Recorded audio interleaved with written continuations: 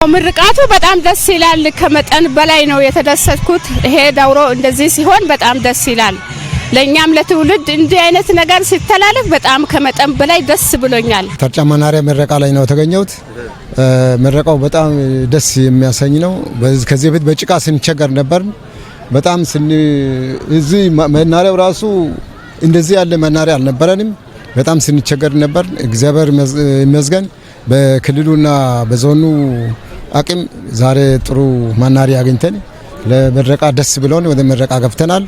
እጅግ በጣም ከፍተኛ የሆነ ጥቅም አለ ያም ጥቅም ምንድነው አንደኛ ህብረተሰቡ ከማይገባው ዘረፋ ያድናል ሁለተኛ ደረጃ ባለሀብት ንብረታቸውን በየመንገዱ ከሚያቆምበት ሴፍ በሆነ ቦታ ላይ እንዲቆም ያደርጋል ሶስተኛ ደረጃ ላይ የዲጂታል ሲስተም የትራንስፖርት አገልግሎት እንድንሰጥ ተመቻችቶልናል ማለት ነው በዚህ በትራንስፖርት ዙሪያ ላይ እኮ በጣም ችግር ነበር ይሄ አሁን በእንዲህ አይነት ሁኔታ መናሪያም ተመርቆ ሁኔታው ሁሉ በተስተካከለ ባማረ ሁኔታ ስናይ ደስ ይላል ግን አንዳንድ እኛ ጋር ችግሮች አሉ እሱ እንግዲህ አሁን ወደፊት ይቀርፋል ብዬ አስባለሁ ምክንያቱም እኛ 50 ብር ከፍለን ወደ ዋካም ስንሄድ 35 ብር ከፍለናል ብላችሁ አውሩ ይባላል ከዛ ህዝብ መካከል አንድ ሰው ወጣ ለምን እንዲሆነ እኛ እውነቱን ብናወራስ ተብሎ ቢነገር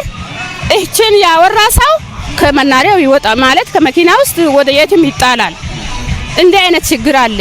ይሄ እንዴ አይነት ሁኔታ ወደፊት አይቀጥልም ብዬ አስባለሁ መናሪያው በጣም ለህዝቡ በስፋት ስለተሰራ ይሄ ሰፊው ጽፈት ቤትም ስላለ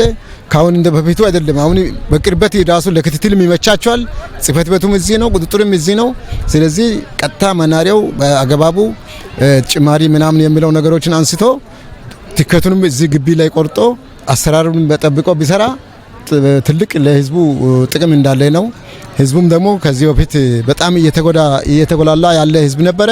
አሁን ዛሬ እግዚአብሔር ይመስገን በጣም ተደስተዋል በጣም አጭብጭቦ ነው ወጡት ይሄ መናሪያ ከመመረቁ በፊት ህብረተሰቡ ብዙ ጊዜ እንግልት ውስጥ ነበሩ ያ ምንድነው በፈለጉ ሰዓት የሚወጡ ህገወጥ ስራ የሚሰሩ አሽከርካሪዎች አሉ ሁሉም ማለት ሳይሆን አንዳንድ አሽከርካሪዎች ህገወጥ ስራ ይሰራሉ ህብረተሰቡን ይበዘብዛሉ 520 ብር እያለ 2000 ብር 3000 ብር የሚያስከፍሉበት ሁኔታዎች አሉ ከነዚህ እንግልት ሁሉ ያድናል ብለን እናምናለን ያ ምክንያቱም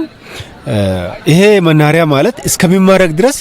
አንደኛ ጸጥታ አካላትም ብዙ ዋጋ ከፍለዋል ሁለተኛ ደረጃ ላይ ህብረተሰብ ብዙ ተባዝብዘዋል ያን ሁሉ ሴቭ ለማድረግ ምቹ ሁኔታ ፈጥሮልናል ማለት ነው ለረጅም አመታት ለእንግልት ተዳርገን የነበርነው የዚህ መናሪያ ጉዳይ የተጠናቀቀው በክቡር ርዕሰ መስተዳድር ዶክተር ኢንጂነር ነጋሽ ዋጌሾ ቆራጥ አመራር ሰጭነትና ባደረጉት ጥብቅ ክትትል ለምረቃ ተጠናቆ በእንደዚህ አይነት ሁኔታ ስናገኝ ደስታችን እጅግ በጣም የላቅ ያለ ነው በመናሪያ ግቢ የተገነቡ ግንባታዎችን በሚመለከት ዘመናዊ ቢሮዎች አሉ የስብሰባ አዳራሽ አለ የተሳፋሪ ማረፊያ ሼዶች አሉ ካፍቴሪያ አለ የመረጃ መስጫና የቲኬት መቁረጫ ክፍሎችም ይገኙበታል ይህ ፕሮጀክት የብልጽግና ፓርቲ ለህዝባችን የገባውን ቃል በተግባር እየፈጸመ መሆኑን የሚያሳይ ህያው ምስክር ነው ይህ ዘመናዊ መናሪያ በድምሩ ወደ 99.1 ሚሊዮን ብር ወጪ የተደረገበት ሲሆን በአጠቃላይ ወደ 14500 ካሬ ሜትር ቦታ ላይ ያረፈ ግዙፍ የልማት ፕሮጀክት ነው